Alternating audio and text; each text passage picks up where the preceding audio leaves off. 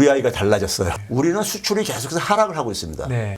근데 일본은 무역 적자지만은 수출과 수입이 다 플러스 상태 속에서의 적자인 거예요. 가계 소비, 수출, 기업 투자 모든 게 다 지금 그러니까 괜찮은 거예요. 그러네요. 일시적인 게 아니라 분위기가 좀 고조되고 있는 상황이거든요. 그러면서 이제 일본 경제가 사실 잃어버린 30년을 탈피하는 게 아닌가. 네. 그래서 우리가 전 세계가 디커플링, 미중 간의 이런 네. 갈등 속에서 네. 지금 반도체가 그 중심에 있잖아요. 미국 입장 속에서는 일본을 굉장히 좀 이제 좀 키우려고 하는 네. 이런 측면이 보여요. 네. 대만 하게 되면 뭔가 어쨌든 간에 좀 이게 불확실성이 있는 거잖아요. 네. TSMC에 좀 이제 그 대안이 좀 필요한 측면도 있을 수가 있고요. 그런데 그 속에서 일본하고 한국을 이렇게 비교해 볼 때 그 미국의 설계 기업들의 파트너로서 협업 체계를 좀 이제 만들어냈어야 하는 것이고 네. 그 과정에서 사실 정부의 역할도 사실 필요했던 거죠. 네. 근데 그런 부분이 아직까지는 보이지가 않다 보니까는 산업계 그다음에 학계 정부가 그러니까는 사실 미래 지금 산업 생태계를 만들기 위해서 각자가 해야 될 역할들이 있는 거잖아요. 네. 이거를 그러니까 어떻게 그러니까 합의안을 만들어내고 이거에 대한 그러니까 청사진을 제시하느냐. 네. 그런 비전이 보이게 되면은 사람들은 그 비전에 투자를 할 수가 있는 거거든요. 네. 기다려 줄 수가 있는 네. 것이고요. 건국대학교 경제학부의 최백은 교수 나와주셨습니다. 교수님 안녕하세요. 네, 안녕하세요. 네, 안녕하세요. 안녕하세요. 반갑습니다. 이 바쁘신데 이 아침 시간에 아닙니다. 여기 뭐 가끔은 옵니다.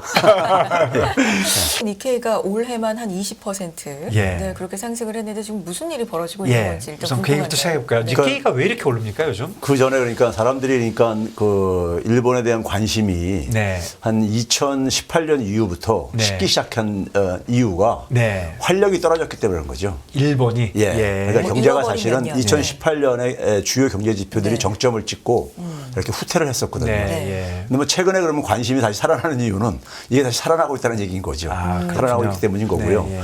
주가 지수는 일단 우리가 소위 일본의 90년대 초에 90년 전으로 해가지고 자산시장 거품 붕괴를 얘기를 하잖아요. 네. 주가가 먼저 이제 그러니까 부동산보다 먼저 이제 침몰하기 시작했거든요. 네. 89년 연말부터요. 네. 근데 지금 한 90년 한 7월 수준 근방까지 지금 이제 그러니까 복귀가 됐으니까는 네. 소위 잃어버린 30년 시간을 어쨌든 간에 지금 이제 회복하는 네. 이런 모습이 이제 외형적으로 보이니까 그러는데 그것보다도 이제 주가 지수와 관련한다면 이제 뭐 올해 이제 성과를 이제 많이들 비교들 하고 그러시는데 특히 뭐 우리나라에 비해 가지고 우리나라는 한 16% 정도 올해 올랐다면은 일본은 그러니까 한 23% 정도 이렇게 가깝게 올랐는데 그것보다도 더 중요한 거는요. 세계 주가가 21년도에 거의 고점을 찍고 그리고 22년도 지난해 굉장히 힘든 시간들을 보냈잖아요. 힘든 시간을 보냈는데 일본은 21년 고점을 넘어섰어요. 넘어섰습니다. 근데 우리나라는 여전히 뭐냐면 21년 고점 대비 한 21%가 또 낮은 수준이거든요. 그렇죠. 그러니까 그렇게 비교해 보게 되면은 그 차이가 크죠. 그 차이가 굉장히 큰 거죠. 그러니까 올해만 비교해 보면 뭐 나스닥은 26% 올랐으니까 많이 안 오른 것 같지만 말씀해 주신 대로 21년 말에 대부분 높았지만 일본 21년 초에 높았고 비교해 보면 일본이 많이 올랐어요. 그때에 비하면. 그렇죠. 가장 큰 이유를 뭘로 보십니까? 그 앞에서도 얘기했듯이 우리가 흔히 그런 얘기 있잖아요. 우리 아이가 달라졌어요. 그런 일이 있는데 일본 경제 지표들의 일단 단기적인 거지만은 좀 더 이제 많은 지표들이 이제 우리가 좀 지켜봐야 되겠지만은 향후에 현재까지 나오는 지표들을 보게 되면은 기존의 패턴하고 상당히 달라지고 있습니다. 가장 이제 중요한 건 아무래도 우리가 이제 성장률을 보는데 성장률의 내용이 좀 달라졌어요. 성장률의 내용이 우리가 이제 일본 하게 되면 그 동안에 이제 아베노믹스로 상징되어져 가지고 돈을 이제 그러니까 엄청 찍어내고 그걸 통해서 이제 수출을 부양을 통해 가지고 경제를 성장하겠다고 이렇게 얘기했듯이 일본은 2012년 이후부터 가계 소비 지출이요. 지난 한 10년 동안에 연평균 마이너스 0.1%로 계속 후퇴해 왔습니다. 그렇죠. 그러니까 일본만 하더라도 선진국 경제다 보니까는 민간 소비가 굉장히 그 비중이 큰데 가계 소비가 이렇게 수축되니까는 그런 상황 속에서 이제 아베가 집권하면서 어쩔 수 없이 이제 수출로 이제 그러니까 돌파하려고 했었던 거죠. 하려고 했는데 올해 이제 1분기 성장률을 보게 되면 일단 성장률 수치가 굉장히 좋습니다. 네. 성장률 수치가 한 뭐 우리는 이제 그러니까는 전기 대비 0.3, 일본은 전기 대비 0.4지만은 이거 연율로 비교해 보게 되면은 연율로 보게 되면 한 1.6%까지 이렇게 일본은 네. 달성했거든요. 우리가 한 1.3%에 불과한 반면에요. 네. 그런데 거기에 그걸 주도한 것이 가계 소비였어요. 아. 가계 소비가 그 이 성장에 있어서 2.6%를 성장률을 한 2배 정도로 그러니까 끌어올렸거든요. 이게 플러스로 바뀐 것도 오랜만인가요?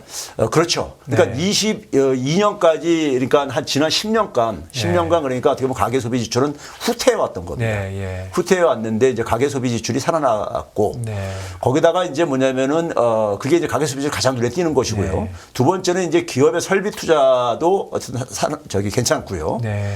근데 이제 수출이 일본도 이제 우리나라처럼 무역 적자가 지금 네. 요리 들어와서 네. 이렇게 지속되고 있는데 우리보다 좀 나은 게요. 우리는 수출이 계속해서 하락을 하고 있습니다. 네. 수출이요. 예, 작년 예. 4분기보다 올해 1분기가 그리고 올해 4월, 5월 달이 더 하락폭이 더 커지고 네. 있어요. 근데 일본은 무역 적자지만은 수출과 수입이 다 플러스 상태 속에서의 적자인 거예요. 네. 그러니까 좀 내용이 다른 거죠. 그렇네요. 예, 네. 무역 규모가 줄어들면서 그러니까 무역 적자하고 네. 무역 규모가 팽창하면서 무역 적자는 좀 다른 거죠. 네, 그렇죠. 그렇네요. 예. 그러니까 수입이 우리는 수입도 마이너스로 네. 돌아섰거든요. 네. 그 얘기는 결국 이제 뭐 에너지 가격의 이제 하락도 있지만은 네. 사람들의 소비라든가 자본재 수입 이런 것들이 그러니까는 위축되고 있다는 걸 의미하잖아요. 근데 일본은 그게 지금 플러스라는 얘기는 수입이 플러스가 수출보다 플러스가 지속되고 있다는 얘기는 결국 경제가 어쨌든 간에 잘 돌아가고 있다는 것을 보여주고 있는 측면인 거거든요. 그래서 가계 소비, 수출, 기업 투자 모든 게 다 지금 그러니까 괜찮은 거예요. 그러네요. 예. 근데 이제 이 부분이 그러니까는 일시적인 게 아니라 지금 모습을 보게 되면 굉장히 분위기가 좀 고조되고 있는 상황이거든요. 아베노믹스가 외형적으로는 좀 효과가 있는 듯이 보였는데 네. 근데 이제 경제 전체적으로 불확실성이 여전히 계속 남아 있다 보니까는 그게 이제 그 지속이 될 수 없는 그리고 그걸 적극적으로 추진하기 좀 힘든 이런 분위기도 있었었죠. 네. 근데 이제 앞에서 얘기했듯이 올해 들어와 가지고 분위기가 완전히 지금 바뀌어 버렸고 네. 그러면서 이제 일본 경제가 사실 잃어버린 30년을 넘어서 이제 그걸 이제 탈피하는 게 아닌가 네. 하는 이런 이제 기대감이 굉장히 좀 확산되고 있고. 그렇네요. 예. 예. 일본의 경기가 좋다? 그러니까 네. 사실 최근에 글로벌적인 경기 흐름이나 경제 흐름과는 좀 반대로 지금 가고 있어서 이게 굉장히 속속들이 좀 비결을 알고 싶은 마음이거든요. 그러니까 정책적인 효과가 가장 큰 겁니까, 교수님? 그렇습니다. 네. 그리고 이제 저는 이제 경제에 있어서 정치의 역할도 굉장히 중요하다고 생각하는데요. 그럼요. 예. 근데 이제 그 두 가지가 네. 서로 이제 그 소위 상승 효과를 같이 일으키고 있다고 생각하는데요. 먼저 그러니까 지금 이게 기시다 정부잖아요. 네. 기시다 정부인데 기시다 정부 출범할 때 보게 되면 사람들이 별로 관심을 안 가졌었어요. 그렇죠? 맞습니다. 아베가 이제 갑작스럽게. 이제 네. 지병으로 이제 사퇴를 하고 스가가 한 1년 정도 이제 하다가 하는 네. 그 상태 속에서 일본 경제가 굉장히 안 좋았었거든요. 네. 안 좋은 상태 속에서 이제 기시다가 이제 별로 이제 이 두각을 못 나타냈었죠. 네. 근데 사실 기시다는 출범하면서 굉장히 그러니까는 그 좀 색다른 이 모습을 네. 보여줬었어요. 네. 당시에 우리나라 일부 언론들에서 일본판 그러니까 소득주도 성장이다 이런 얘기가 이제 일부 언론들에서 보도가 날 네, 정도로 예, 예. 기시다는 그러니까 아베노믹스는 그러니까 기본적으로 아까 했듯이 돈을 대규모로 찍어가지고 네. 엔화같이 떨어뜨려가지고 수출을 올리자. 네. 그러면 기업들이 돈을 벌고 그걸로 인해서 소위 말해서 기업들이 투자도 늘리고 그러면 고용도 증가하고 수출 주도. 예, 그러면 네. 이제 수출 주도였었는데 네. 기시다는 기본적으로 분배에다 초점을 맞췄습니다. 네. 예? 지금 뭐냐면 이제 그러니까 수출이 아까 얘기했듯이 2018년 이후에 정점을 찍고 나서 이제 위축되기 시작했거든요. 네. 그러니까 아베는 이제 그러니까는 가계 소비가 위축된 상황 속에서 수출에다가 이제 그러니까는 초점을 맞췄던 건데 네. 수출이 그러니까 브레이크가 걸린 거예요. 네. 그러니까 이제 결국 일본 경제의 대부분을 차지하는 내수에 그러니까 결국 좀 초점을 맞춰야 되지 않느냐 해가지고 분배를 좀 그러니까는 개선을 하자. 네. 그다음에 이제 고령화가 굉장히 심한 사회니까요. 네. 그다음에 이제 복지도 좀 강화하자. 네. 이걸 통해서 좀 이제 내수를 좀 이제 통해서 성장을 좀 만들어내고 네. 그래서 이제 선순환을 만들어내자 이런 얘기를 했습니다. 네. 그랬을 때 이제 그 분배의 가장 이제 핵심적인 것이 우리나라도 그랬듯이 네. 우리나라에서 이 소득주 성장하게 되면 많은 국민들이 생각나는 게 그것만 아닌데 최저임금 인상 이런 거였었잖아요. 예, 이게 잘 안 됐다 이렇게 보는 거죠. 예. 근데 이제 일본도 마찬가지로 임금 인상에 이제 그러니까는 네. 그랬습니다. 근데 이제 작년에 이제 물가가 굉장히 많이 올랐잖아요. 네. 일본도 그러니까 뭐 예일 수가 없는데 네. 많은 제품들을 수입을 하다 보니까요. 네. 근데 이제 올해 들어와 가지고 이제 그 기시다가 일본 기업들한테 그러니까 좀 이제 임금을 좀 인상을 지난해부터 계속 그걸 요구를 해왔죠. 네. 근데 이제 중소기업들은 그런 여력이 없지만은 대기업들은 돈을 많이 벌었단 말이에요. 네. 그러니까 대기업들이 거기에 이제 화답을 했습니다. 화답을 해가지고 올해 이제 그 노조하고 합의한 게 한 뭐 4% 가깝게 인상하기로 합의가 된 걸로 지금 이렇게 전해지고 있거든요. 그러다 보니까 임금 인상이 결국 이제 가계 소비를 좀 이제 견인하는 데 하나 일정한 역할을 하고요. 그리고 이제 팬데믹이 이제 좀 이제 가라앉으면서 소위 그 관광 서비스도 굉장히 많이 도움이 되고 있고요. 그래서 이제 민간 가계 소비가 굉장히 견인을 하고 있다는 점, 그거 하고 그 다음에는 이제 그러니까 앞에서도 얘기했듯이 지금 일본이 네. 소위 지금 이제 소위 우리가 전 세계가 디커플링 미중 간의 이런 네. 갈등 속에서 네.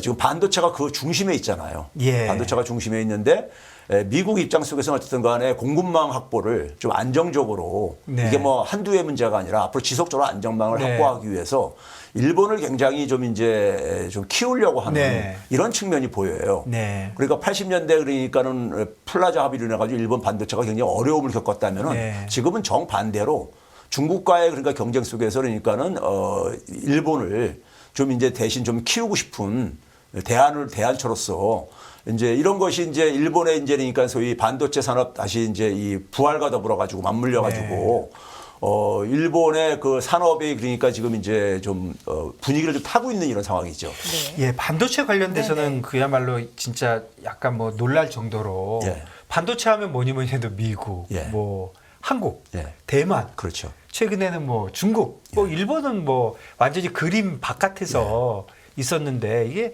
어느 정도의 뭐라 그럴까요? 가능성 아니면 수준 얼마나 빨리 쫓아오고 뭐 이걸 어떻게 보십니까? 그러니까 이제 미국이 일본을 좀 이제 파트너로 생각하는 거는요. 네. 지금 이제 사실 그 미국은 사실 반도체에 있어 선진국가 같은 경우는요. 네. 산업의 전체 부분을 다 그 자신들이 해결할 수 있는 이런 나라들입니다. 네. 그런데 이제 소위 생산 비용을 낮추기 위해서 네. 제조 과정을 이제 그러니까는 해외로 이제 그러니까는 외부화시킨 거잖아요. 예, 예, 예. 분업 구조로 이제 네. 있는 건데 그래서 반도체에서 생산 부분이 이제 메모리 부분에서 이제 삼성전자나 SK 하이닉스고 그다음에 이제 설계한 것을 이제 위탁 생산하는 이제 소위 비메모리 시스템 반도체 부분이 소위 이게 이제 대만의 TSMC잖아요. TSMC. 예. MC인데 이게 둘 다 제조죠. 네. 제조인데 이 부분에서 대만이 그러니까 여전히 그러니까 우리가 주요한 미국 기업들의 설계 기업들의 파트너지만은 네. 대만 하게 되면 뭔가 어쨌든 간에 좀 이게 불확실성이 있는 거잖아요. 네. 중국 갈등 속에서요. 예. 그렇죠. 그러다 보니까는 미국 입장 속에서는 사실 지금 반도체 설계 부분을 우리가 위탁 생산해 줄 TSMC에 좀 이제 그 대안이 좀 필요한 측면도 있을 수가 있고요. 그런데 그 속에서 일본하고 한국을 이렇게 비교해 볼 때 네. 우리가 사실은 그러니까 이 파운드리 부분을 TSMC가 하고 맡고 있는 네. 부분이죠. 이거를 그동안에 좀 너무 소홀히 한 측면이 있었거든요. 그러다 보니까는 그 부분을 사실 그러니까 일본이 조금 더 이제 그러니까는 빠른 시간 내에 그걸 좀 보강할 수 있는 가능성이 있지 않겠나 이렇게 좀 미국에서도 판단하고 있다고 저는 생각이 들고요. 그러니까 미국에서 바라보는 일본에 대한 협조의 요구는 예. 지금 설명해 주신 대로 이 파운드리 쪽, 비메모리 쪽의 제조 예, 그렇죠. 그쪽에 굉장히 초점이 맞춰 있는 예. 건가요? 예. 그러니까 이제 메모리 같은 경우는 이제 미국으로 불러들였잖아요. 네. 미국에서 생산해라 네. 하고 있고, 그다음에 이제 미국의 이제 마이크론도 최근에 이제 어쨌든 간에 그 좀 이제 활력을 좀 찾고 있고요. 또 한국도 세고. 그렇죠. 네. 예, 그러니까 이제 메모리는 어쨌든 간에 한국 기업들을 미국으로 이제 불러들여 가지고 네. 생산을 시키면 되는 것이고, 네. 근데 이제 TSMC가 이제 그러니까는 그 미국에서 불러들이는 것에 대해서 좀 소극적이거든요. 너무 요구하는 게 많다, 미국이. 아, 그런가요? 예, 그래서 이제 좀 소극적으로 하고 있고, 그다음에 이제 대만 리스크라는 게 있잖아요. 있다 보니까는 미국 입장 속에서 어쨌든 간에 대안도 좀 마련을 해야 되는 것이고, 그래야지만 네. 이제 공급망 안정이 이제 네. 구축이 될 테니까요. 네. 그런 점에서 이제 나머지 국가를 생각해 보면 일본뿐이 없는 거죠. 예. 근데 이게 시간이 많이 걸리는 거 아닙니까? 그러니까 이제 그걸 이제 그 일본도 어쨌든 간에 일본은 어쨌든 간에 근데 이제 이 파운드리 부분에 네. 좀 전통은 있습니다. 그렇죠. 예, 전통은 네, 있는데 그게 이제 얼마나 이제 빨리 성과를 만들어내냐 네. 하는 것은 미국 기업들이 그래서 이제 많이 이제 협업을 체계로 지금 들어가고 있죠. 그러니까 그걸 빨리 하기 위해서 TSMC도 이제 그러니까 거기에 참여를 좀 하고 있고 근데 이게 이제 그러니까 좀 두고 봐야 되겠죠. 두고 봐야 되겠는데 그때까지는 어쨌든 TSMC의 역할을 그러니까는 다 대체하기는 힘들 것이고요. 한동안은요. 그 상황 속에서 저는 사실 우리가 좀 아쉬운 것이 우리가 좀 파운드리 부분을 좀 이제 그러니까는 이 공백을 좀 메꿨어야 되는데 그 부분이 좀 안타깝습니다. 결국은 TSMC에 관련된 거를 대체를 많이 본다면 그렇네요. 우리한테의 기회가 좀 일본으로 넘어갔다 이렇게 좀 봐지시는 겁니까? 아니면 오히려 더 정신없는 와중에 우리가 어떤 기회가 오는. 그 예를 들면 이제 미국이 우리한테 이제 그러니까 미국이 중국 견제하기 위해서 굉장히 우리한테 희생을 요구하는 측면이 있잖아요. 근데 거기에 대한 그러니까 반대급부를 좀 우리가 얻어냈어야 되는 거죠. 그거를 이제 그러니까는 TSMC가 미국에 대해서 좀 이제 소극적으로 나오는 그 공백을 하려고 해가지고 우리가 좀 지금 삼성 섞어 이제 파운드리를 육성하겠다고 돈을 하고 있으니까는 그 미국의 그러니까는 이 설계 기업들의 파트너로서 좀 이제 성장할 수 있도록 좀 그런 협업 체계를 좀 이제 만들어냈어야 하는 것이고 그 과정에서 사실 정부의 역할도 사실 필요했던 거죠. 근데 그런 부분이 아직까지는 보이지가 않다 보니까는 이게 이제 일본 중심으로 지금 이게 이제 그 공백이 메워지고 있는 것 같아서 그게 좀 이제 안타깝다는 거죠. 조금 뭐 등골이 약간 느낌이 일본이 나선다고 하니까 사실 뭐 저희가 일본을 상당 기간 뭐 조금 이렇게 과소평가했지만 일본이 만만치 않잖아요. 그렇죠. 이런 쪽에 또 워낙 저력이 있고 하니까 그러니까 정부와 삼성전자 뭔가 그럴까 이렇게 분발이 필요한 시기입니까? 일본이 이렇게 계속해서 좀 여러 가지 면에서 계속 다시 한번 달려가고 있는 가운데 워런 버핏 회장이 또 일본을 방문을 한 것뿐만 아니라 상사 회사에 또 대규모 투자 뭐 이렇게 기사가 나오면서 일본 정말로 또 다시 좀 한번 봐야 되는 거 아니야? 이런 주목을 이끌어냈습니다. 이런 전반적인 현상에 대해서 어떻게 배경이 뭔지 지금 일단 뭐 본인이 이렇게 판단한 그건 잘 모르겠습니다. 하는데 그렇죠. 문제는 뭐냐면 제가 볼 때는 단기적으로는 바닥을 친 것 같은 느낌은 들어요. 일본이 이제 바닥을 치고 그러면 이제 증시는 아무래도 이제 선반영되는 거니까 바닥을 쳤다는 게 확인된다면 그러니까 이제 투자는 이제 아무래도 이루어질 수밖에 없는 거죠. 자금이 유입될 수밖에 없는 거죠. 그래서 적어도 지금 올해 정도까지는 일본 경제가 나쁘지는 않을 것 같아요. 지금 뭐냐면 아까 앞에서 쭉 얘기했듯이 산업 분야에서도 지금 어쨌든 간에 으쌰으쌰하는 분위기가 있고 그다음에 민간 소비가 올해 이제 임금 인상으로 인해 가지고 어느 정도 받쳐줄 것이고요. 그 속에서 이제 그러니까는 일본이 그러니까 지금 뭐 엔화 가치도 여전히 지금 그러니까 약세잖아요. 한 140엔 정도로 선을 그러니까 수출도 굉장히 그러니까 유리한 환경이고요. 그러니까 이러한 상황 속에서 적어도 올해 정도는 그러니까 뭐 사실 우리가 1년 후를 우리가 예상한다는 건요. 요즘 같은 상황 속에서는 워낙 불확실성이 많다 보니까는 쉽지가 않은 거잖아요. 근데 적어도 올해 정도는 그러니까 다른 어떤 나라들에 비해서 이렇게 나쁘지 않은 이런 분위기라는 거. 라는 것이 이제 그러니까 중요한 점이고요. 그랬을 때 이제 지금 이제 그러니까 일본 기업들이 앞에서도 얘기했듯이 그동안의 일본 경제가 미래가 불확실하다 보니까 저평가된 측면이 굉장히 많이 있거든요. 저평가된 게 있다 보니까는 그런 것들이 다시 그러니까는 이제 정상적으로 평가가 정상화되는 과정 속에서 주가가 그러니까 단기적으로는 지난 잃어버린 30년을 메꿔야 되는 거잖아요. 메꿔야 되다 보니까 아무래도 상승률은 단기적으로 상승률은 굉장히 높을 수밖에 없죠.